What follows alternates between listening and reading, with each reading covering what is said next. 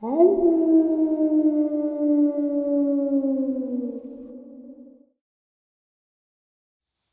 and salutations, everyone. I hope everyone is still doing well, and welcome to the bonus upload that gets us right up to tonight's Saturday Nightmares live from New York. It is our live stream. We do have a lot of fun. I hope to see you all there. Before we jump into it, a couple quick links. As many of you know, I rely on Patreon, PayPal, channel membership, and the merch to help the channel to continue to grow and go. Links to Patreon, PayPal, and channel membership is in the description below. Merch displayed directly under the video. Also, Dogman Frightening Encounters, Volume 1 through 3, the audiobook versions. They were written and researched by Tom Lyons, narrated and produced by me, Jeff Nadolny. Those audiobooks are available on Audible, Amazon, and iTunes, links to which are also in the description as well. And finally, last but definitely not least, if you'd really like to help support this channel to continue to grow and go, simply subscribe. It does not cost a cent. Click the like button. It takes half a second. If you don't want to miss out on any of the informative uploads that I put out daily, click that bell icon, and folks, please leave a comment. Why? Well, because all of these things really do help this channel to continue to grow and go, and yes, they definitely do matter. Now, everyone, I have taken far too much of your time. Let's jump in to tonight's bonus upload, shall we? Today's first part of the upload. September 3rd, 1988, Lee County, South Carolina. 17-year-old youth who created an international lizard man frenzy has passed a polygraph test about his encounter with a 7-foot creature, his promoters say. Polygraph experts say that means Davis believes he saw what he said he saw. A red-eyed, greenish creature that chased him on a rural county road. Others put as much stock in polygraphs as they do the lizard man. Lee County Sheriff Lisden Truesdale said another eyewitness claims in sworn statement to have crossed paths with the creature last fall. Yet another man reported seeing a brownish creature about 8 feet tall 8 days ago. Truesdale's office investigated, and the sheriff said he will administer a polygraph test to that man, a colonel living in Lee County, next week. Everyone who reports seeing something will be given a polygraph test, Truesdale states. Sumter Police Captain Earl Berry administered Davis's polygraph August 18th at the Sumter City County Law Enforcement Center. The test was paid for by Southern Marketing Incorporated, a company formed by two Sumter men to arrange personal appearances for Davis, and Berry said that he could not release the results. Davis said his father wanted him to undergo the exam to prove I'm telling the truth. Rick Walsh, a former Sumter police detective and a partner with Randy Galway in Southern Marketing, said he and Galway arranged to have the test done to satisfy our minds. Some in the media are saying he might be on drugs or strung out on drugs. What put the icing on the cake was one weekend. We had some young boys picking on him, so we wanted to set the record straight.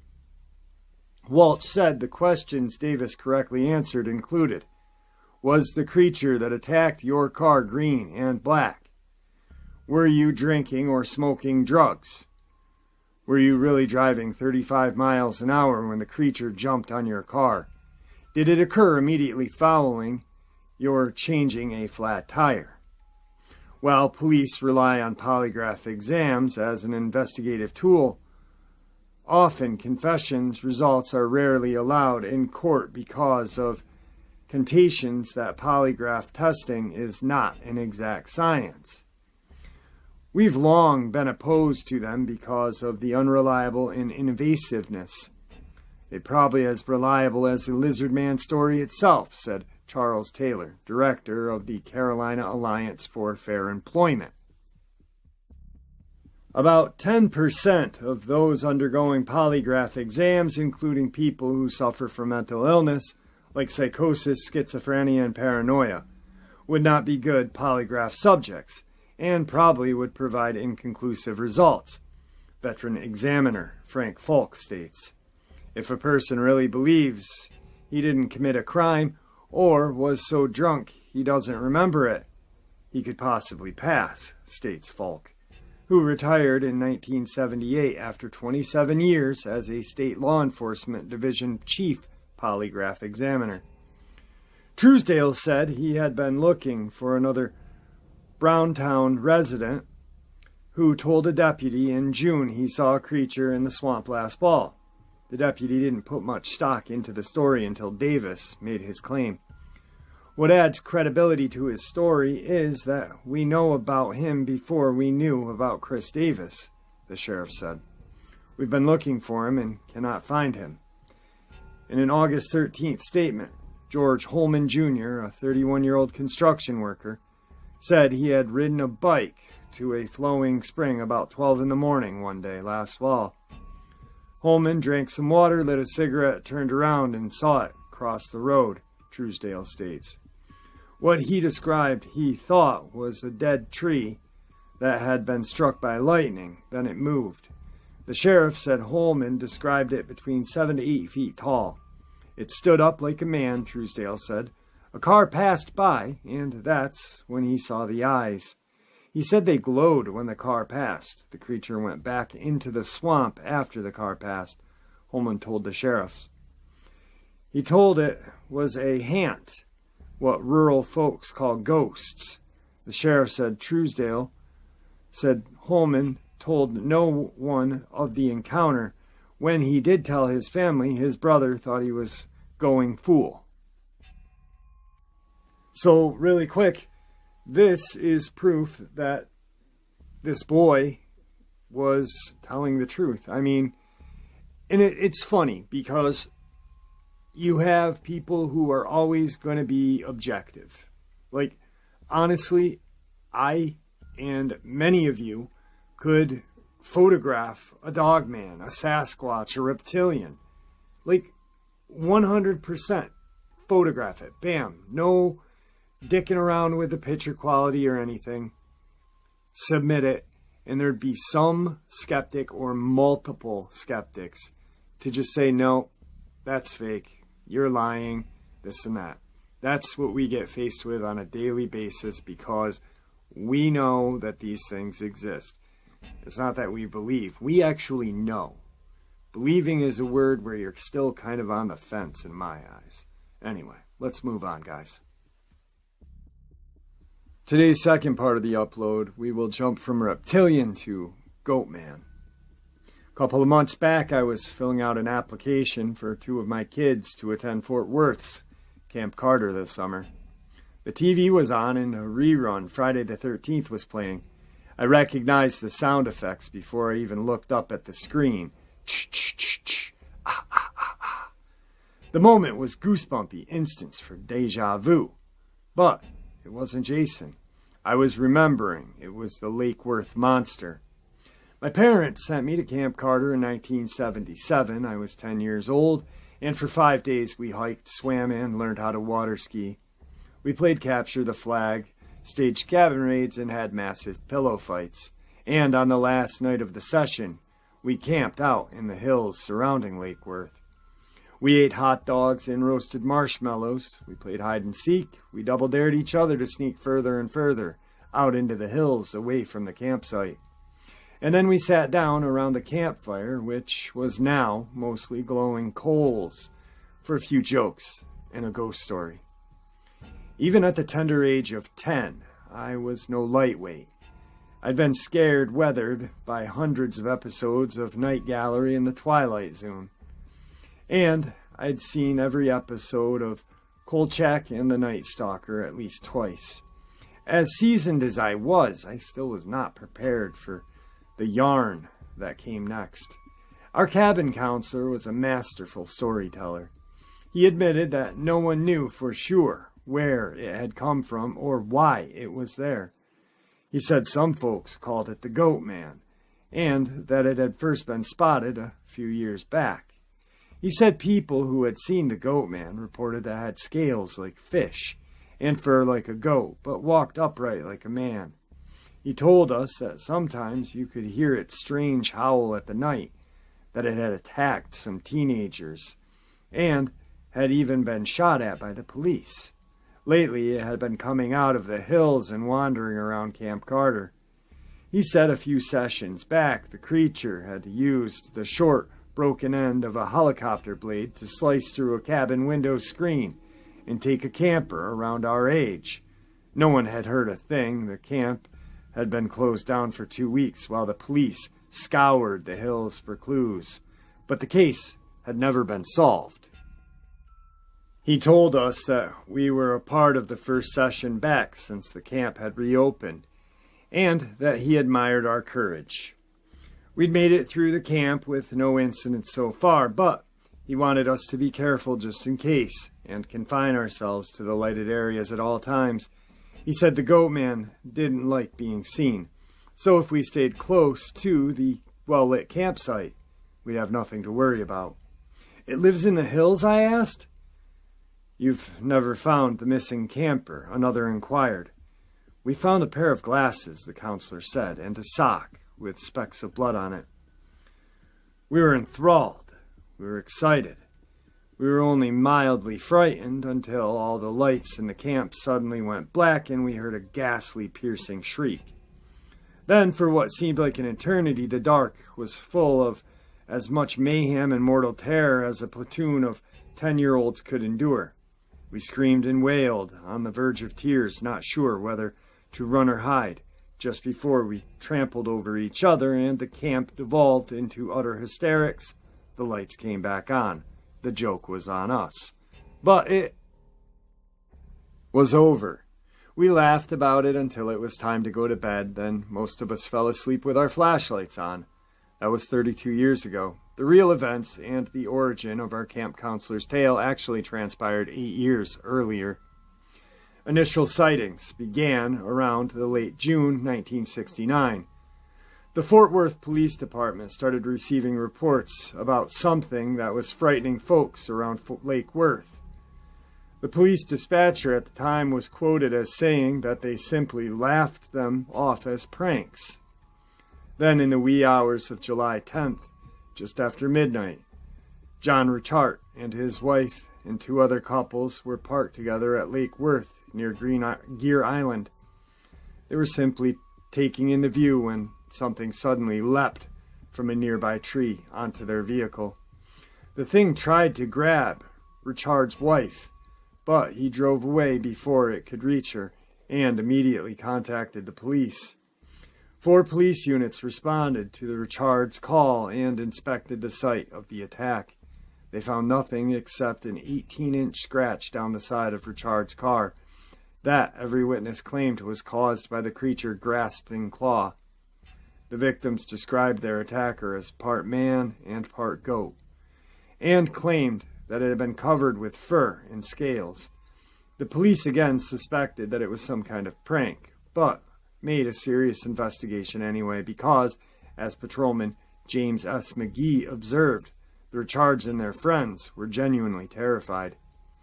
Later in the day, the June 10th afternoon edition of the Fort Worth Star-Telegram featured a front-page story on the thing that had attacked the Richards. It read, "Fishy man, goat terrifies couple parked at Lake Worth." Hot off the presses, the Lake Worth monster was introduced to Cowtown, and the word traveled fast. By late that afternoon, there were related television and radio reports. By midnight, several carloads of people had gathered in and around the Greer Island Refuge and Nature Center to see the Lake Worth monster for themselves. They were not disappointed. After being spotted just off a park road, the creature appeared on a high bluff just off the lake. There were 30 to 40 witnesses, including members of the Tarrant County Sheriff's Department, according to an eyewitness accounts. The creature appeared agitated and hurled a spare tire approximately 500 feet toward the crowd. Subsequently, everyone, including the sheriff's deputies, jumped in their car and fled. The next day, the Star-Telegram ran another front-page story that read, "Police, residents observe but can't identify the monster."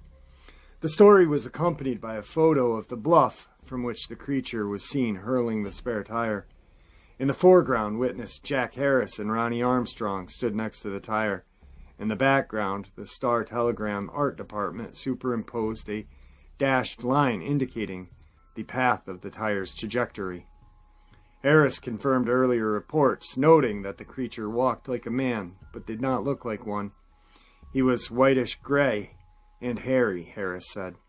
I might have been scared, but he looked like he was 7 feet tall and must have weighed 300 pounds. Harris described the creature's howl as pitiful cry, like something was hurting him. He tried to take a picture of the monster, but his flash did not work. Sergeant A.J. Hudson, the officer who investigated the sighting, was not worried about the creature so much as the small mob looking for it. Apparently, some of the monster hunters had been carrying guns, and Hudson was afraid someone would be hurt. Jim Mars, the original reporter on the story, sought the opinion of 2 local experts. Helmuth Numur, the curator of the Fort Worth Museum of Science and History, said the creature was probably a cat. Richard Pratt, the naturalist in charge of Greer Island Refuge and Nature Center, now known as Fort Worth Nature Center and Refuge, concurred. Pratt said somebody had previously released a pet bobcat in the park, and it may be responsible for the reports, especially since the cat liked people and was accustomed to sitting on tree branches. In the early hours of July 12th, carloads of curious seekers once again descended on Greer Island Refuge and Nature Center, hoping to catch a glimpse of the creature. But this time they had no luck. The monster was a no-show, and the police were relieved. As the Star-Telegram put it in a short blurb entitled, "What is it? Takes the night off." The police were still concerned that somebody might accidentally get shot. Tarrant County Sheriff Lon Evans told Dallas Morning News that he didn't think the creature existed. There may have been a prankster going around out dressed up like some kind of monster, he said. If he is, it's a good way to get themselves shot. Evans also teased a theory approaching Freud's notion of communal neurosis. There's also the possibility that some people have hypnotized themselves, Evans continued, and are convinced that they saw some kind of apparition, although they did not actually so. For the next few days, interested parties continued to cruise around Greer Island after midnight, looking for the creature. But they saw neither hide nor hair nor scale of it. On July 14th, the Star-Telegram featured a short Tarrant Today brief entitled "Ghost Seen on Greer Island." The author, Jim W. Jones, reported that Fort Worth resident named Kyle Kinson had, in addition to seeing the Lake Worth monster, also witnessed apparitions that appeared in a mysterious mist. Kinson claimed the ghosts were see-through. "It's hard to explain," Kinson said, "and I know it sounds crazy. We thought it was some kind of trick at first." Kinson indicated that he and others had encountered the monster and the ghost on several occasions, but only when visitors were sparse and the park was quiet. When Jones asked Kinson how the ghosts responded when they were spotted, Kinson said that he and his companions never stuck around long enough to find out. A few days after July 10th sighting, a local artist named Joe Pack came forward with a sculpture of the creature, which he had created after listening to details he had gathered through eyewitness accounts. The Star-Telegram ran the short story and accompanying a photo of Pack and the plastered rendering on July 17th. The Associated Press wire picked up the image, and it appeared in the Dallas Morning News on July 20th.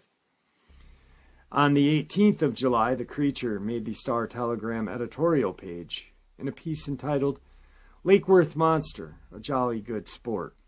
The newspaper staffer stated that to be a paranormal or sportive apparition whose purpose is to amaze, sometimes shock, but seldom cause lasting anguish. And as far as proof of the creature's existence, the article concluded that the Loch Ness Monster has existed for generations on evidence neither so well documented nor half so entertaining.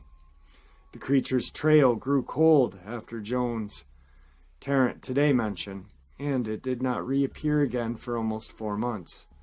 Then, on November 7th, Charles Buckman reported that the creature attacked him while he was sleeping in his sleeping bag in the back of his truck in the hills across from Greer Island. Bachman claimed that he made his escape by pushing a bag of chicken toward the beast, which it promptly stuffed in its mouth before returning to the lake and swimming back to the island. With the 60s coming to an end and local and national headlines being dominated by the United States astronauts landing on the moon, documented sightings of the creature became scarce. In the late 1969, Fort Worth resident Sally Ann Clark self-published a 119-page book on the subject entitled The Lake Worth Monster of Greer Island. In it, she provided several eyewitness accounts and photos identifying the witnesses and last known whereabouts of the creature, and many of the aforementioned newspaper clippings. Ronnie Armstrong reemerges and figures prominently in the amateur investigation indicated that the creature had been wounded at some point, and one photo depicts Armstrong identifying a blood sample taken from a pool of blood and blood spatters leading to the water's edge. The caption below the photo claims that several large tracks were also found in the area, and that Armstrong and Clark believed they belonged to the creature. Another photo identifies Fort Worth resident Gary Sanford and several teenagers from Diamond Hill, noting that the boys had originally referred to the creature as the Mud Monster, and they had been chasing it for more than 3 years. The book also identified Fort Worth residents Mr. and Mrs. James Bromlett and Linda Gilman of Palm Springs, California, all claiming they have heard the monster in the area and discovered dead, mangled sheep that they believed to be its handiwork. The creature then appeared to take an easterly sabbatical. In 1971, a group of hunters reported seeing Goatman in Marshall, Texas. Then it resurfaced in Tarrant County, but appeared to pond jump. On the evening of March 13, 1973, Mark Frickle, a 19-year-old security officer at Carswell Air Force Base, had approached the 7-foot-tall creature, which looked like a large bear, at Benbrook Lake. Frickle had been relaxing at the Holiday Park, listening to the radio and enjoying a soft drink. He reported he heard a scream and turned and immediately saw an unidentifiable creature splash through the shallows and disappear into the surrounding brush. He phoned the Benbrook Police Department, and they responded with a search party, but no trace of the creature was ever found. The incident made a March 14th edition of the Dallas Morning News, under a headline that asked, "Has monster of lake ended hibernation?" In 1975, the Lake Worth monster appeared again, but this time on a stage at the Fort Worth Art Museum, rather than prowling around Lake Worth or splashing through the shallows of Benbrook Lake.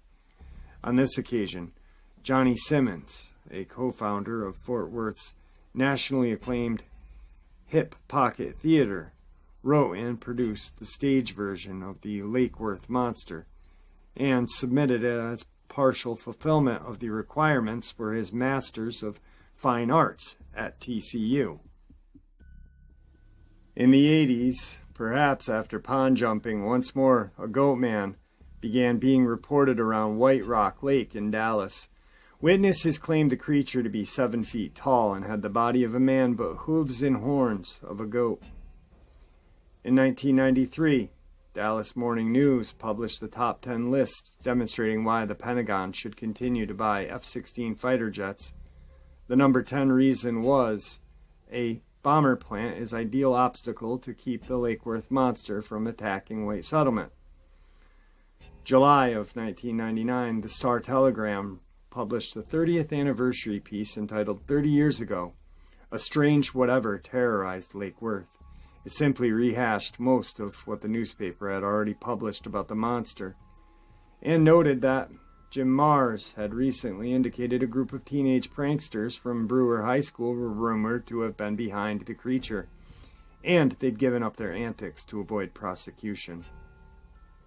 An October 2003 edition of the Texas Parks and Wildlife, Larry D. Hodge again reworked most of the Star-Telegram clippings, but added a new and startling twist.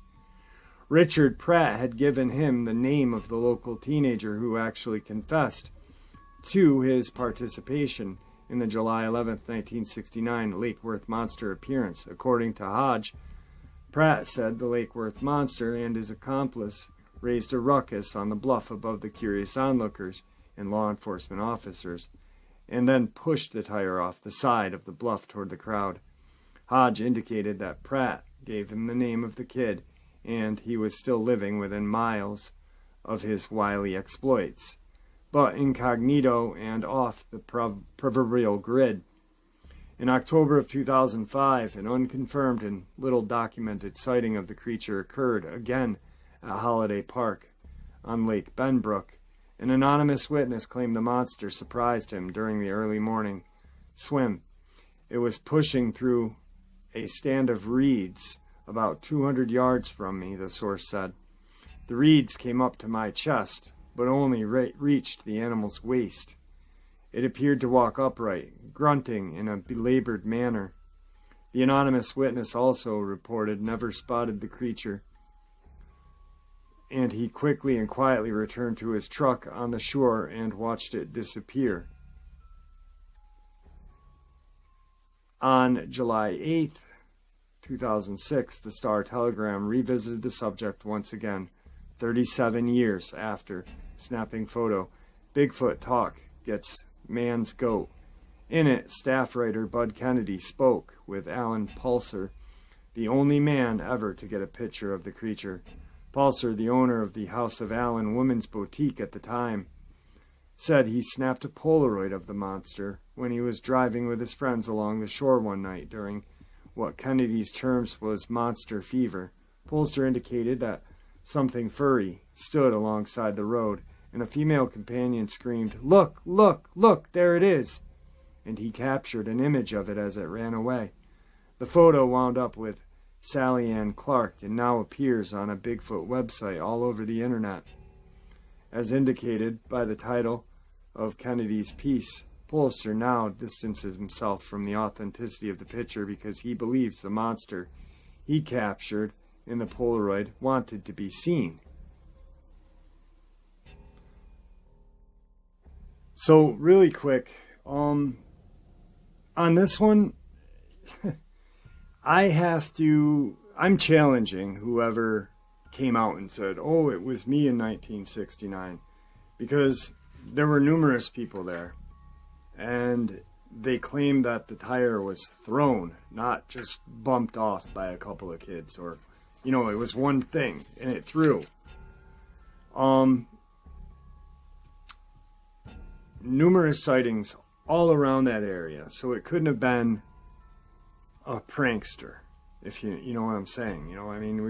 We're going back some time, and then moving forward into the future, there's still these sightings. So, whatever this guy in 1969 is claiming he did, I doubt. I highly do.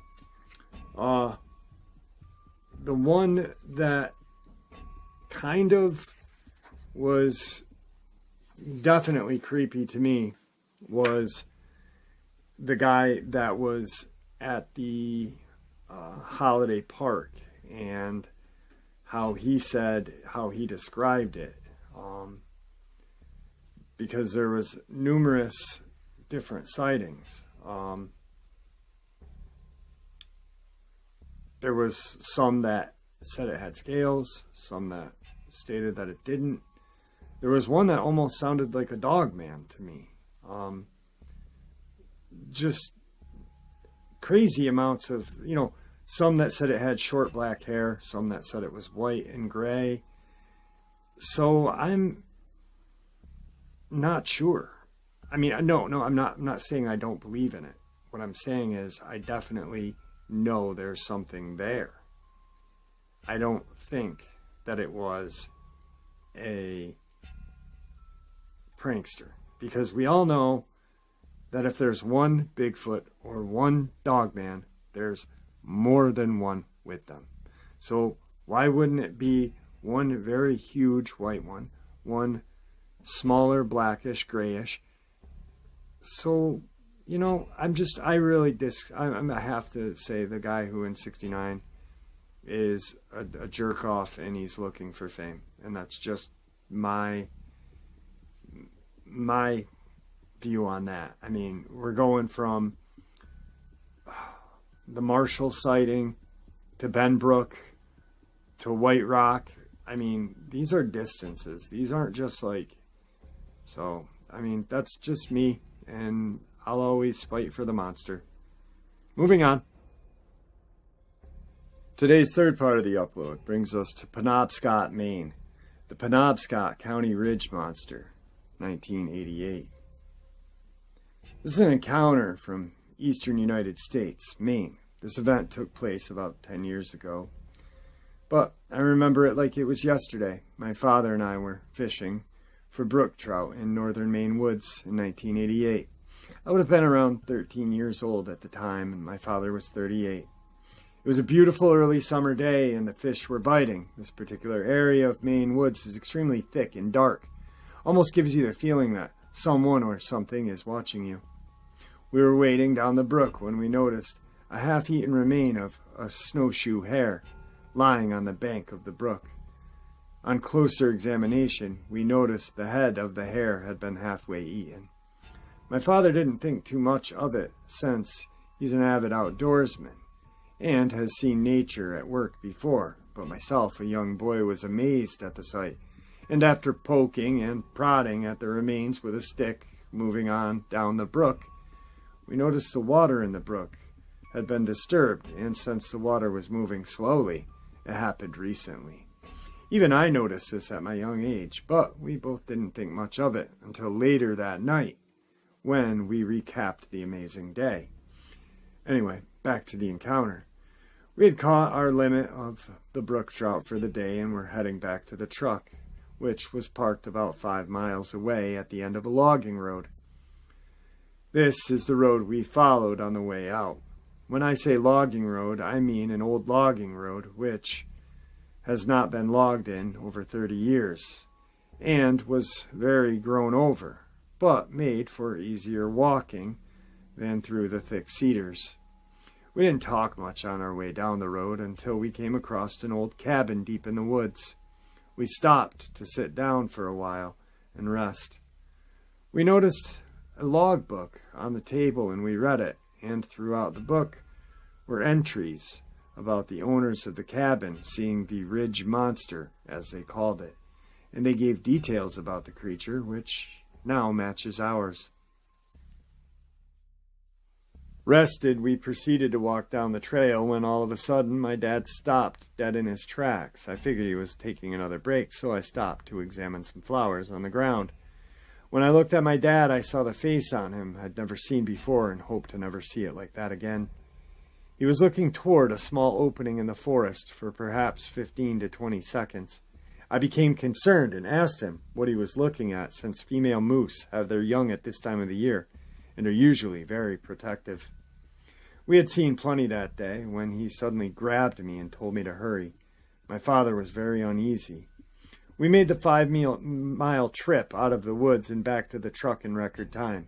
I still have no idea why my dad was in such a hurry, and it was hard for me to keep up with him since I was so small, and he was a man well over 6 feet.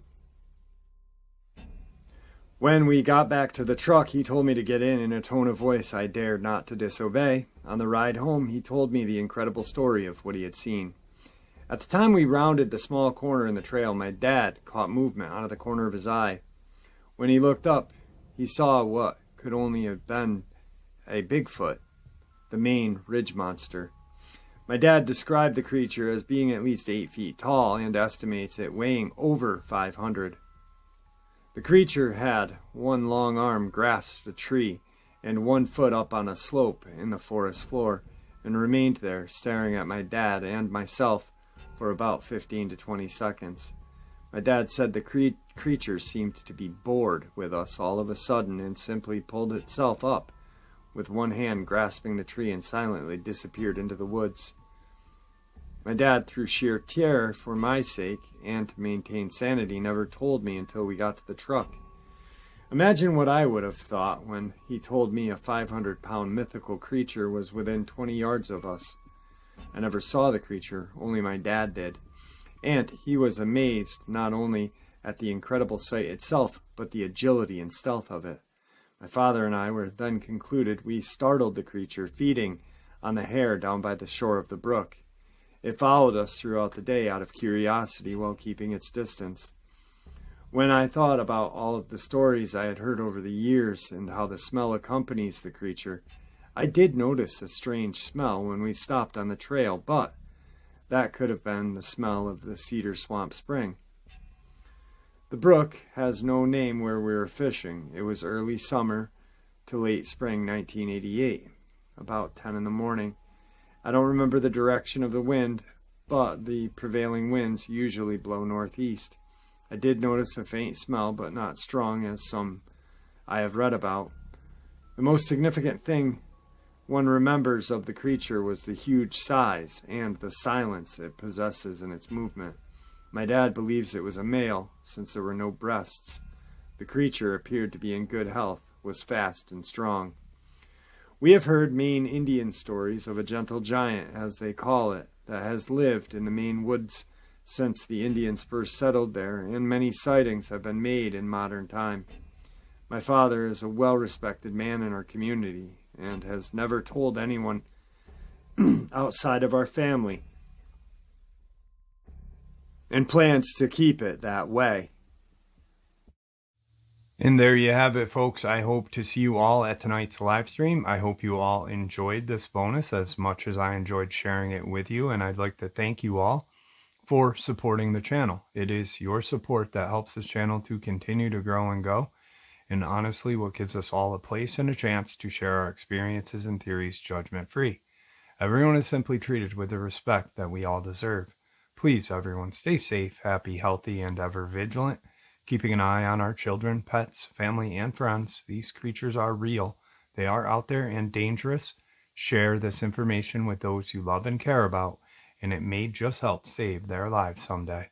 Until next time, never stop asking questions, never stop searching for the truth, and God bless you all.